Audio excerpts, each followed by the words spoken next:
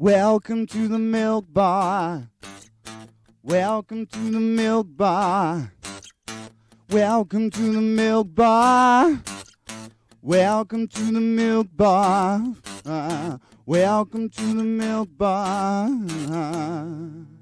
Welcome along to episode 641 of the Milk Bar. Jason Forrest here with you as ever. And coming up on the show this week, we chat with Linda Lamon all about her song Are We Alone? That ties in with the UNESCO event earlier on this year. We'll be having a chat with three of the cast of the pantomime at Wolverhampton Grand Theatre. We'll be meeting Denice Pearson of 5 Star and also Evie from CBeebies, a fairy godmother and Cinderella in that order. And also we'll be joined by their buttons too as we have a chat with Tam Ryan.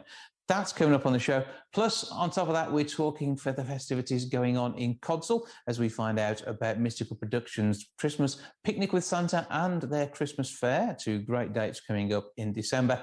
And on top of that, Susie Dent from Countdown will be joining us. We'll be having a chat with her and the team from Dead Happy about some of the language surrounding death and also putting hopefully a nice spin on making sure that after we do pass on, we do something for our loved ones and friends we leave behind. That's all coming up on the show this week.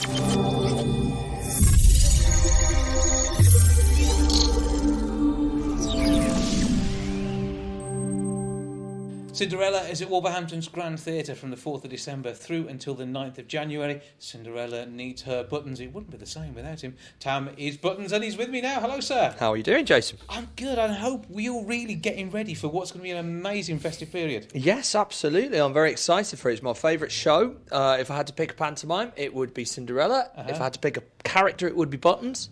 So I'm incredibly excited. You've got it all. You've won.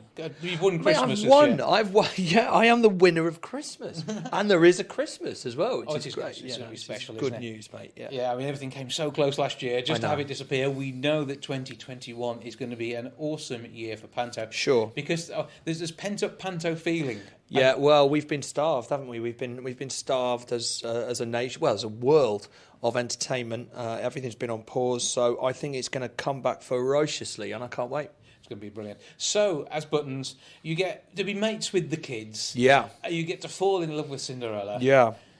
It's a tough gig, right? Yeah, no real spoilers on where we're going to go with that. If you don't know the story, then it's your first panto ever. There's not a huge twist at the end, though, Jason. There's not really, but there's enough to tease. Yeah. To let them think there is if they don't know. Yeah. I just don't want to give the impression away that we've got Broadchurch live here because I think that'd be good. Yeah, well, maybe. You haven't seen the script yet. It could have been rewritten slightly. You're absolutely right. I might be doing a complete disservice here. Yes, so we'll see what happens. Yeah. But it is such fun to be part of. Yeah. So you have to carry this show. I mean, I'm not going to put this lightly. You have to. Buttons carries the show.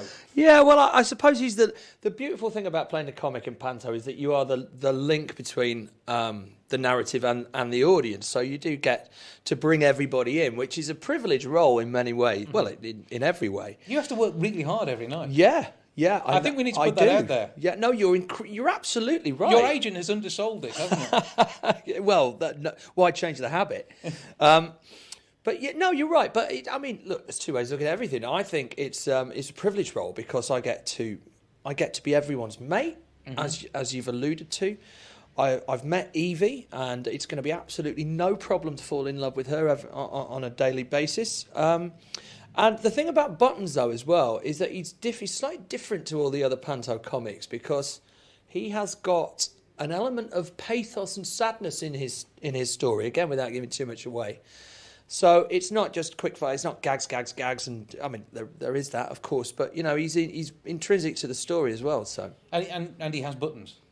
He also if has ever you buttons. forget who you are this year in Panto, you look down. All I have to do is look back, and then suddenly I say, "Hi everyone, I'm Velcro." I've done it again. Yeah, exactly. So, and for you, Panto, I mean, you are a bit of a stalwart of Panto. This is your thing, isn't it? As soon as November or December upon us, you're in rehearsals and then on stage. I love Panto. It's kind of all I've known for the last 15 years, apart from obviously last year where I got to spend Christmas at home with my lovely family, which was difficult for them. Yeah. So particularly if you were doing gags the whole Christmas. Oh yeah, well, you said I was. Funny enough, I got together with a friend of mine, and inspired by Rishi's Retrain for Rishi, we did panto at work, so it was reintegrating pantomime characters into the workplace in work environments or other sterile environments as these big characters. So we kind of parodied the fact that we weren't working just to get our panto fix, So I didn't really miss out too much. As long as you keep yourself feeling good. Yeah. Okay, so this year there's going to be more magic on stage than ever before because we've got 2 years worth of fairy dust, and that's all going to come together. We've got Denice doing her bit as a fairy godmother. Like it defies logic. I met Denice for the first time today, and she, as far as I'm concerned, she looks exactly the same as she looked in 1989. Isn't it? It's troubling, mate. Yeah, it's troubling. Systematic. It's the fairy dust. It's got to be. Well, there's got to be something, but whatever it is, I want to get hold of. You're not allowed it now. Well, clearly, because I don't know about anyone else, but I've been surviving the pandemic by eating 5 meals a day and drinking red bottles of wine, and what happens there is this bit pops out. Yeah, I've noticed in the last 12 months. I had already was in a good place before that happened, and so that's where I've really gone to pot. To be fair, yeah. Well, I've joined the club now, mate. So, yeah. So we've got gags, we've got fun, we've got entertainment, we've got a brilliant script, we've got some music. Hang on, are you going to be wearing tights? I'm not sure if it's funny enough, I will be wearing tights before I get to this production. Not in my personal life, but I'm actually playing Elf before we get to Wolverhampton. So I will be having 3 weeks of tight wearing, ditch the tights on the 22nd in Eastbourne, and then come to Wolverhampton on the 20th. Come to Wolverhampton on the 21st without tights. But I will be wearing trousers. That's quite nice, isn't it? Yeah, wearing trousers. Yeah, because they're lycra after a little while. Oh yeah, no, you have to be dedicated to your craft. Well, I'd use the word chafy. Yeah, that's not where you want to be. No. Okay, you've got to sell panto in how many words should we give you? Let's give you 9 words to sell panto. Oh my goodness. Okay, so right, we'll give you. You might have to count because I'm terrible at doing two things at once. We'll see how we do. Okay, right. Go for it. Magical. Yeah. Can I just use a string of adjectives? You can if you want to. Yeah. Okay, that wasn't it, by the way. What I just said. No. I'll start again. Yeah. Take 2. Right. Fine. Magical, fun, brilliant, fun. That's 2 funs. Magical. Yeah. Furniture. Okay. Noodles. Ice pack. Okay, so that is panto for you. Yeah. You can expect that here. And more of this madness on your socials, I'm going to guess beforehand, if people do want to see what you get up to. Where do they find you? Yeah. They'll find me if at Tam Ryan. Tam Ryan. Google Tam Ryan. Tam Ryan 28 is the Twitter handle. I can't speak all of a sudden here. What have you done to me, mate? Nothing. You did 9 words and he'd gone to pot completely. Yeah, I know, and none of them made any sense at all. Well, it's okay. It's fine. Okay, mate. You're scripted in the panto. No one will know. Okay. Grandtheatre.co.uk to get your tickets. Check out Tam online. In the meantime, 01902 429212 is the box office number, and you can have a wonderful, magical Christmas with this nutter and the rest of the gang. Yes, thanks, Jason.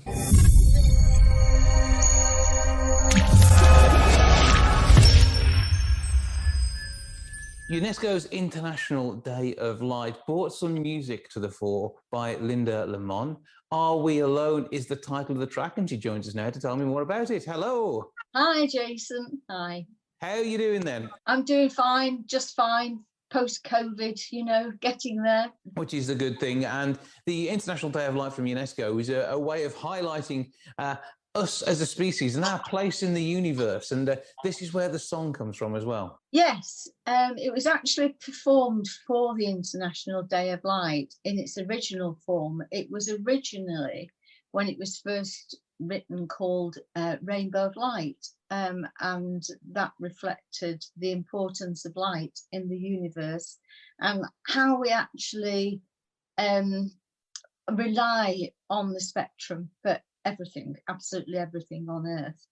So this version is Are We Alone? Because actually the lyrics do ask, are we alone?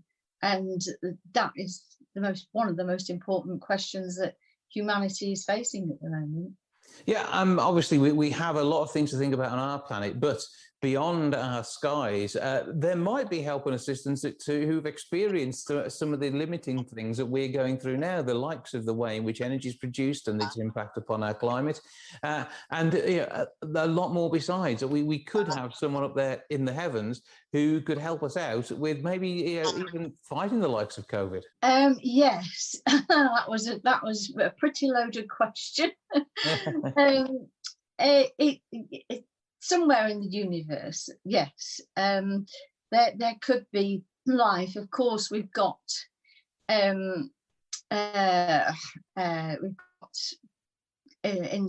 investigations by NASA at the moment on Mars and SpaceX. They say that there could have been life, and that could actually provide a space for us to go and investigate. But Jupiter, of course, has been proved to have lots of water where there could actually be life, not life as we know it, but certainly some sort of life, and that's ongoing at the moment. Mm-hmm. Yeah, because I mean, our goal would be, I think, to be find some nice, friendly, humanoid life form out there who could help us out. And we've got the likes of, Star Trek and Star Wars, where we see standard-ish looking life, as far as we're concerned, scattered all over the galaxy. And how this might or might not happen is an intriguing, thought process for probably everyone on this planet.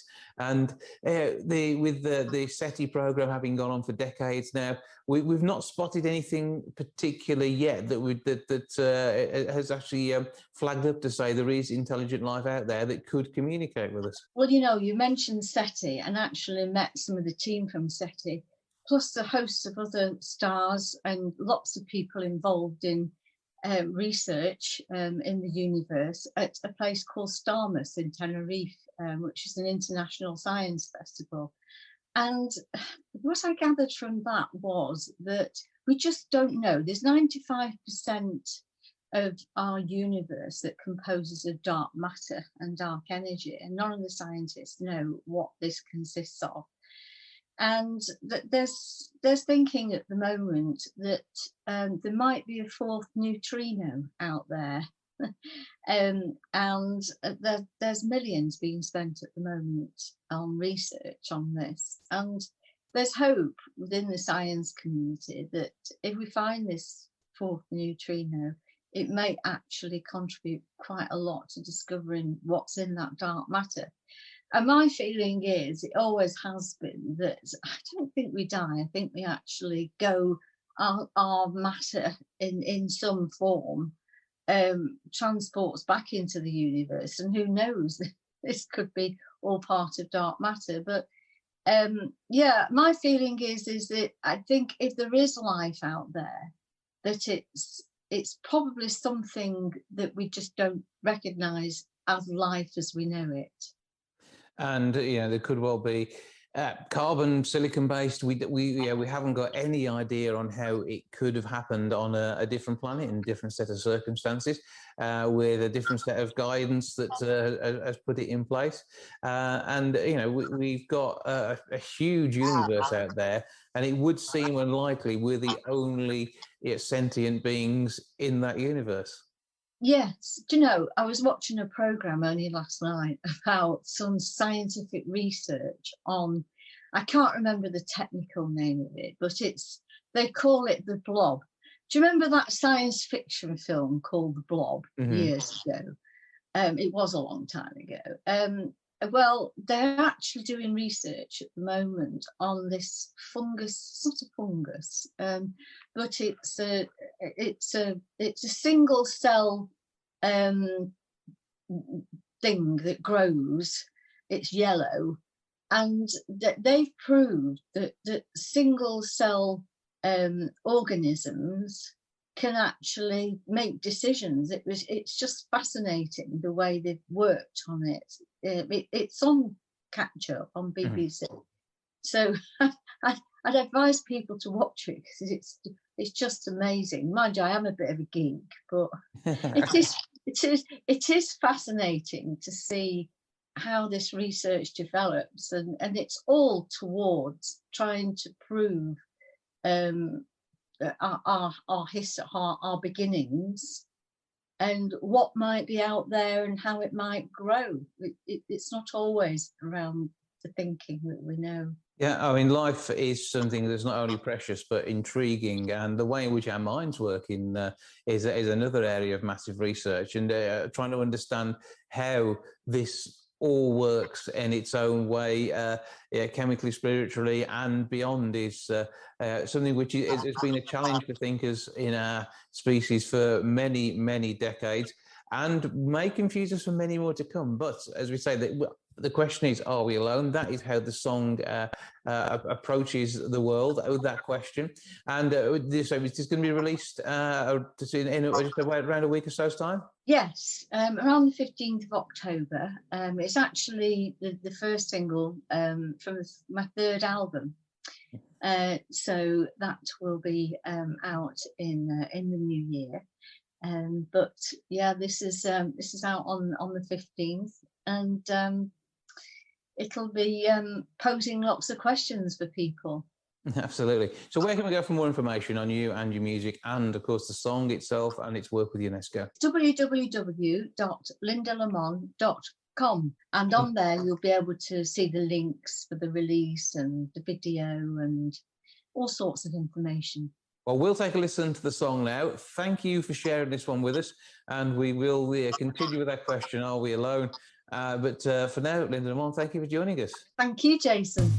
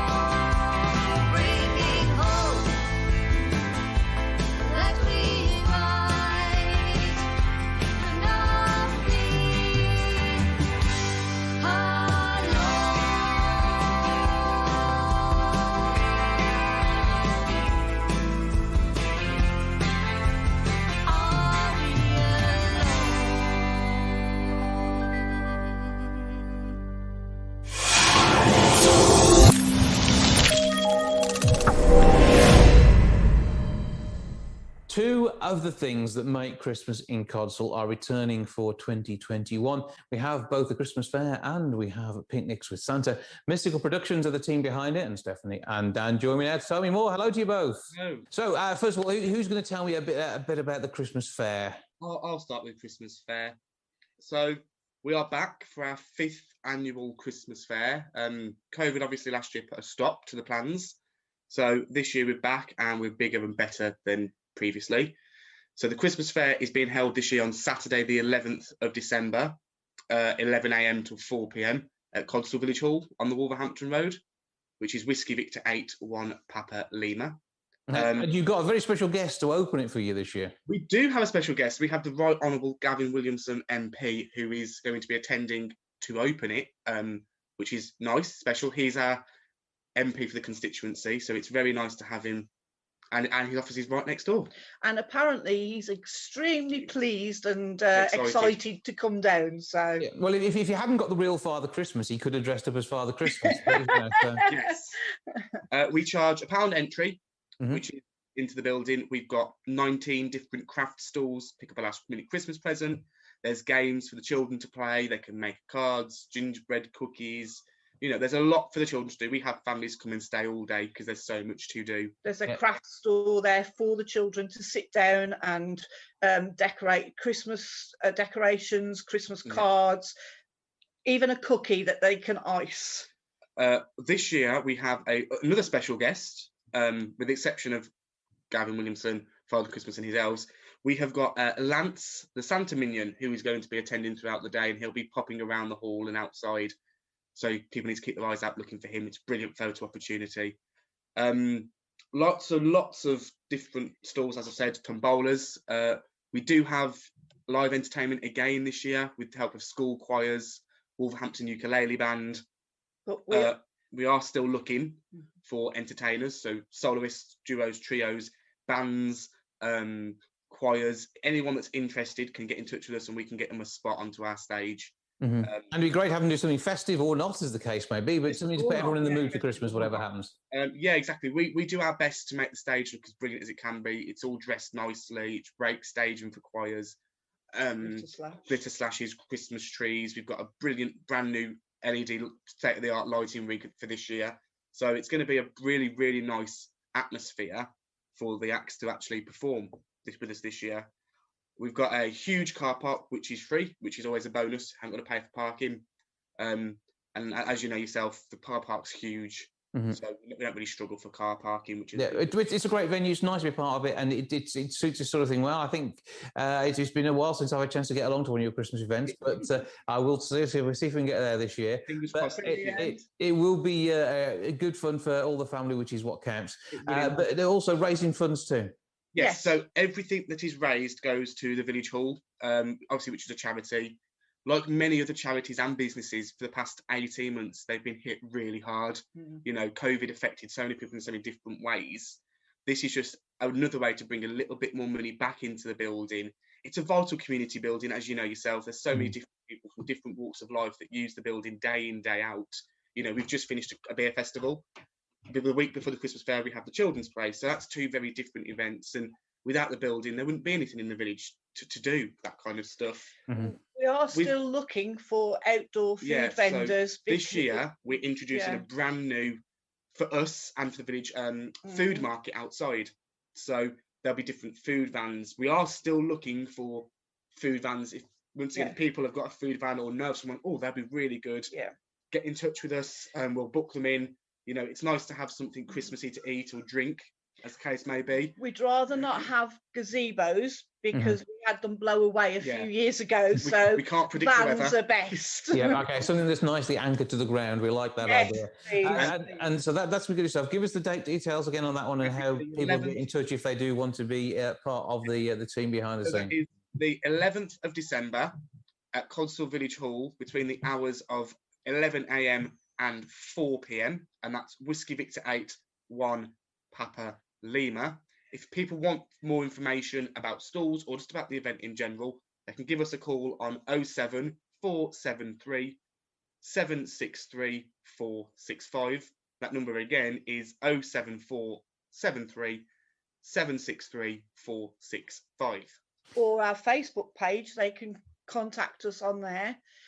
We have a Facebook page that people do message us for stores. So if you are on Facebook and you do want to have a look for Mystical Productions. We'll get back as soon as we can. So check the details on there. And of course, you're also preparing for the wonderful festivities that is a picnic with Santa. We are indeed. So a couple of years ago, we went to the committee with the Picnic with Santa idea, and it blew up bigger than we could ever anticipate.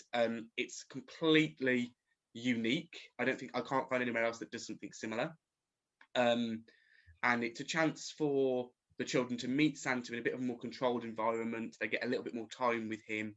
Everyone does breakfast with Santa, where we're going to do a picnic with Santa. So the way it works is you'll arrive at the building, at the village hall again, with your allocated time slot. You'll be taken to your name table by one of our elves, who will sit you down. Once everyone's in, Santa will come onto the stage and he'll read one of his fantastic Christmas stories. We have a nice big projection screen where the children can actually watch the pages turning, so can read along with him, which is quite nice. Obviously, Buddy the elf will be in attendance as always, rallying the kids up to sit on the floor and, climbing under tables, which is really nice. Once he's read his first story, the kitchen staff will have prepared elegant boxes full of goodies for people to eat, and they're taken to the tables by table service by the elves. Once they've eaten, we do cater for all dietary requirements. Yeah. I'm head of the kitchen, so if you are vegan or non-dairy, gluten-free, do tell us, because we will cater your picnic for that dietary requirement. Yeah. Mm-hmm. Now, once they've had their picnic, Santa comes back out for his second story, and then once that's been completed, children get a chance to go onto stage to meet Santa and Buddy the elf. They all receive a present from Santa on stage, and we have our photographer who takes professional photos free of charge for everyone, and they're always uploaded or emailed out, and they're given to the parents for nothing. So they're available digitally as part of the package that you get. It's going to be great for that one. Remind us of the dates and the times for that. No, that is Sunday, the 12th of December, and we have 4 sittings, which are 10:30, 12:30, 2:30 and 4:30, and that is £7 per person, children and adults. Mm-hmm. Under ones are £3, and parties of 5 or more receive a free ticket. Okay, so get yourself booked in for that one and get Christmas underway, all in the wonderful venue that is Codsall Village Hall, courtesy of Mystical Productions. Give us those contact details again and where we find you on Facebook. So the contact details are Mystical Productions on Facebook, just Mystical Productions. The contact number is 07473 763 465. If you want to book tickets for Picnic with Santa, it's www.jumblebee.co.uk/Picnic with Santa 2021. You can find the details there. Well, Stephanie and Dan from Mystical Productions, thank you for joining us. Thank you.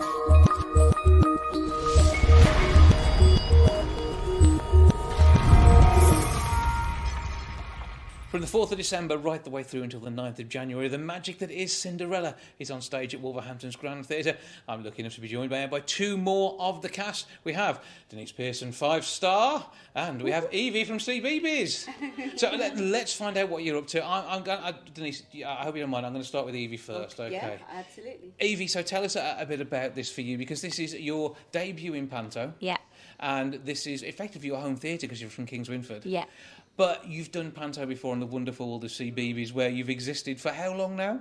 For 3.5 years. And that to me seems a scary place to be. Because you've got all this stuff going on and you've got to entertain these kids. Children are the most joyous people to entertain ever, and it's the most magical job you could ever wish for. And you've been a part of that Panto that they run each year. Yeah. And do you think that's got you ready for everything that's going to happen on stage just behind this wall? I think so, definitely. I'm so excited to, as you say, be at home, but not only that, being Cinderella with Denice, AJ and Curtis. It's going to be so magical. I can't wipe the smile off my face just thinking about it. But it is an awesome cast, and it's going to be an amazing production, which is something we're looking forward to. And it's a chance to make Christmas, isn't it? I know. And to be at home for Christmas is just, I feel so lucky. Because I'll be at home with my mum and dad, which is going to be extra special. I think my mum's already coming 4 times already. As long as the tickets are booked, that's what counts. Yeah, the tickets are booked. The tickets are booked. She's booked to see it 4 times, and that's counting. I'm sure she'll be coming many more times. Bringing the whole family and the neighbours and everybody else. Yeah. It's only just up the road, so it'll be brilliant. Exactly. But it's going to be an absolutely brilliant panto. We know that much. And Denice, you being part of this as well is an absolute treat. Tell us about your role. I'm the fairy godmother. Now, see, you're not old enough to be a fairy godmother in my eyes, so how on earth are you going to pull that one off? Well, I did it about 5 years ago at, where was it? At Milton Keynes. Uh-huh. Yeah, that was my first panto. And you're making the most of being on stage here. And I'm hoping we get a few musical numbers from you. Oh, yes, for sure. I'm really looking Somebody over forward here to is very excited about hearing you sing. Oh, sweetheart. No. Thank you, sweetheart. I think we've got a duo together. That should be brilliant. Yeah. But I've seen you perform in concert, which is slightly different to what we're going to get here, but it's still amazing. And the music of 5-star, it keeps going, doesn't it? Yes, absolutely. We've just finished Let's Rock, Southampton, Exeter, Leeds, and we've got a couple more booked for next year. And we've put together a Soul 3 program that we're doing with a lot of the young kids, which is teaching them about energy, teaching them that there's more than what you are, what you see. There's more than that. There's our energy, what we put out, we get back. So we're teaching a lot of that. And that's going to work with panto as well, isn't it? Because it's what you give on stage that makes that audience, overjoyed. I mean, we've talked about the fact it makes Christmas, but yes. you get to be a Christmas present for so many people this year. Yes, absolutely. And they're our Christmas present, because when they give back, their energy that they give back puts our energy out more, you know. So it's a give and take thing. So be a good audience, and you will get even more from these guys. They're going to be absolutely fab.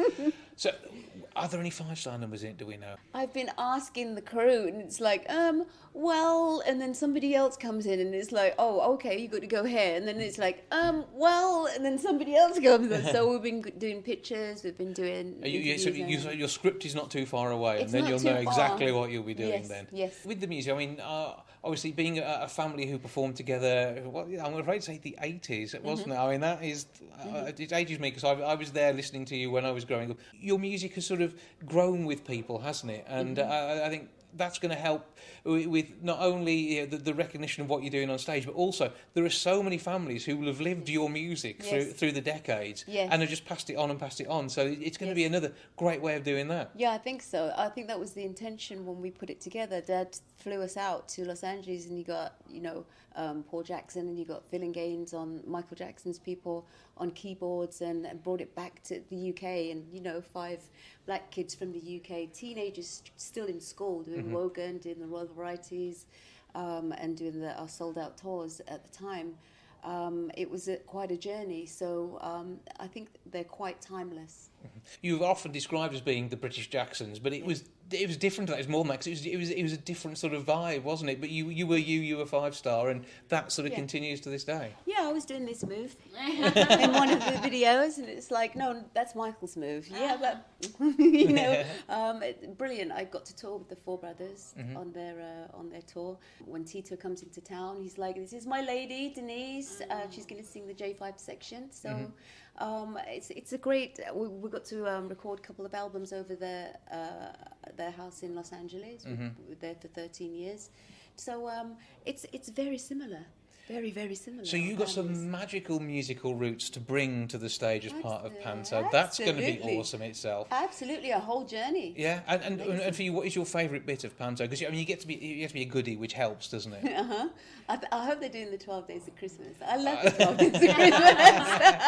Okay, we'll wait and see. We'll see what happens when the script comes. Whatever happens, that stays quiet until opening night. No sharing that on your Instagram or anything. All right, I promise. But that will have to be a secret until then. But that's what you're looking for. And Evie, what stands out for you? What do you think is going to be the magical moment for you in Panto? Probably when the end of Act 1, going to the ball. That whole transition. It's the frock you're looking for. That is every little girl's dream when they watch Cinderella. Somebody's got some amazing stage costumes over here. Can probably help with that too, to be fair. But that transition from rags to the beautiful gown. Yeah. I'm just... Go to the ball. Yes. I grew up watching Brandy and Whitney Houston sing Impossible from Cinderella, and just that whole, when Whitney sings that song, I'm just like, yes, We need that in the show. we need that in the show. I Right, love that in the show. there might be a rights issue. We'll have to see what happens. Again, no promises, yeah. but we do know whatever you are singing, you're going to be absolutely amazing. It'll be truly awesome. It is Wolverhampton's Grand Theatre from the 4th of December right the way through till the 9th of January. 01902 429212 is the box office number. grandtheatre.co.uk to get your tickets. Evie and Denice, you will shine. Break a leg, have a fantastic thank time you. with it, and we look forward to seeing you on stage this Christmas. Thank you.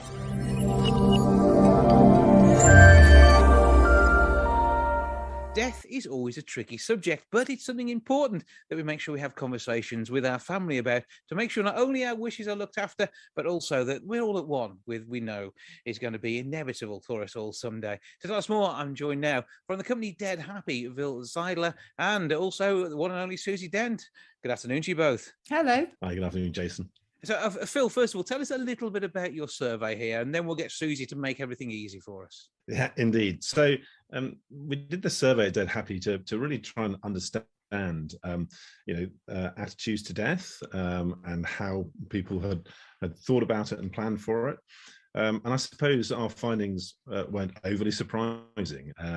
2/3 of people in the UK have made no plans at all for death, and almost 50% of us haven't even talked to our partner about what we want to happen when we die, which, given everything that's happened over the last couple of years, we still find is incredibly high numbers of people who haven't failed to address something which is an inevitable event. So death really does appear to be one of the final taboos. And Susie, the language around death is something which can sometimes put us off, and it's never ever going to be a cheerful subject. But as I said, it's inevitable. We know it will happen to us all one day. So there are lots of ways in lots of different cultures of describing it, aren't there? Yes, there are. And I mean, literally hundreds and hundreds of euphemisms. So here I have a dictionary, Jason, of euphemisms. And if I turn to it, I mean, I'm looking in the index, columns and columns of euphemisms from, some that we will recognize, like biting the dust, kicking the bucket, pushing up the daisies. But there are biting the dust, that's another one, buying the farm, copying a packet, crossing the sticks. I mean, there are just so many. And I think what it shows is that, yes, we can be playful and we can be creative. It's a coping mechanism when we're faced with a really difficult subject.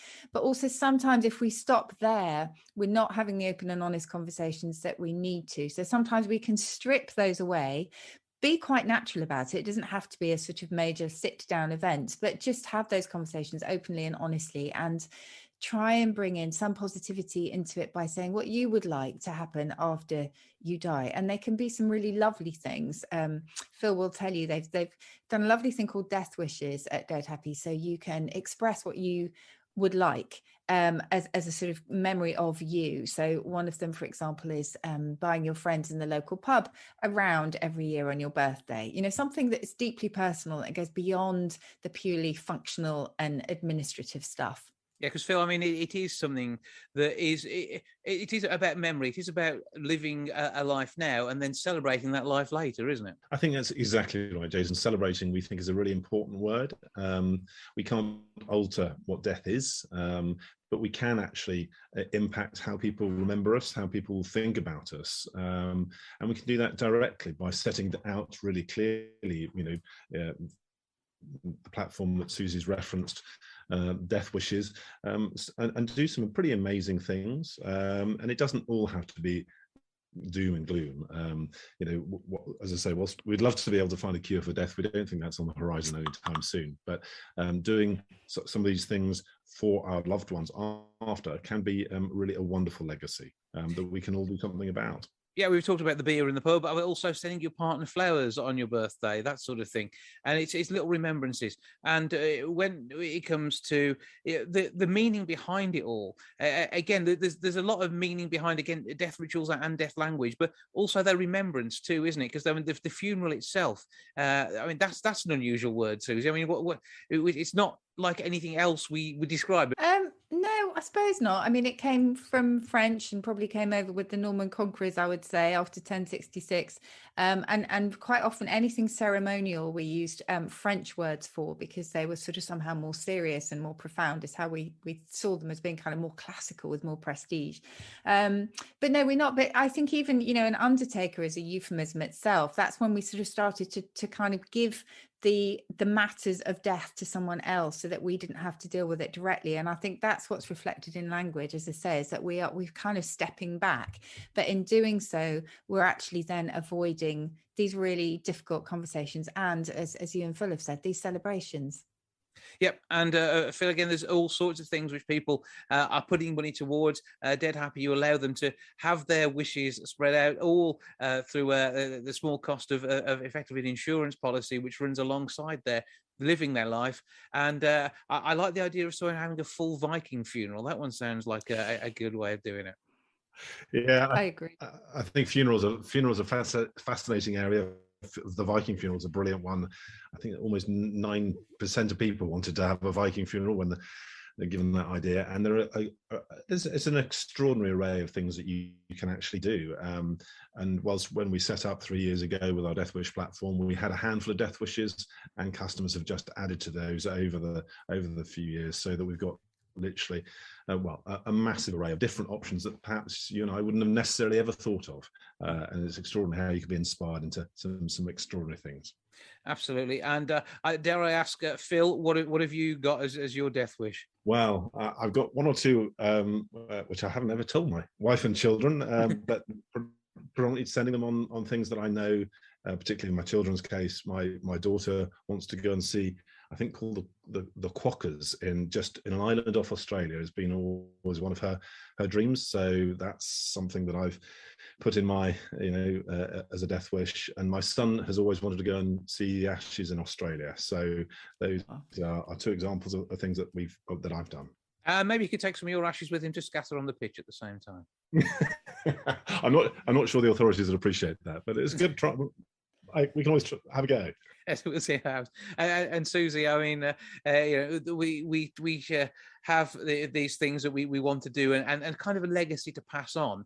And is there like last will and testament? I mean, these are all interesting words and phrases surrounding making these things happen. I mean, again, the language behind that is always very specific, isn't it? It is very specific, and it doesn't need to be. I don't think we need to feel that we are restricted in the way that we can articulate death. I would just say be direct and be honest. So don't necessarily talk about passing away, because that feels too, that it's kind of less clinical. Clinical is actually fine. And one of the things that Phil and I have been talking about today is, if you have children, or there are children who've experienced bereavement, for example, they will absolutely gravitate towards the books that deal with that, the stories that deal with that openly and honestly, as if there's some real relief in the fact that it's being dealt with rather than pushed aside. And I think we can really take a lesson from that. And we've seen in the survey that 5% would like to be cryogenically frozen. Susie, would you like that to happen to you, so you can maybe be wheeled out onto Countdown many years after you've gone? I wouldn't inflict that on anyone. It'd be great to have you back, though. I mean, we're a long way off, hopefully, any of us disappearing from this mortal coil, and fingers crossed we will all be around for many years, but let's all be prepared and have that conversation.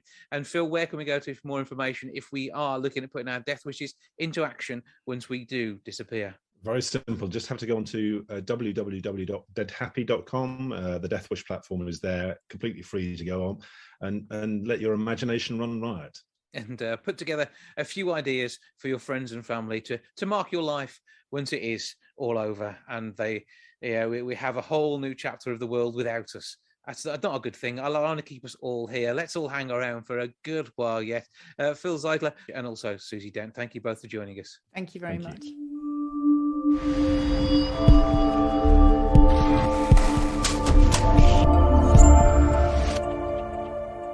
That's all for this week. Thank you so much for joining me. Back with episode 642 next week. I'll see you then. Ta-ra for now.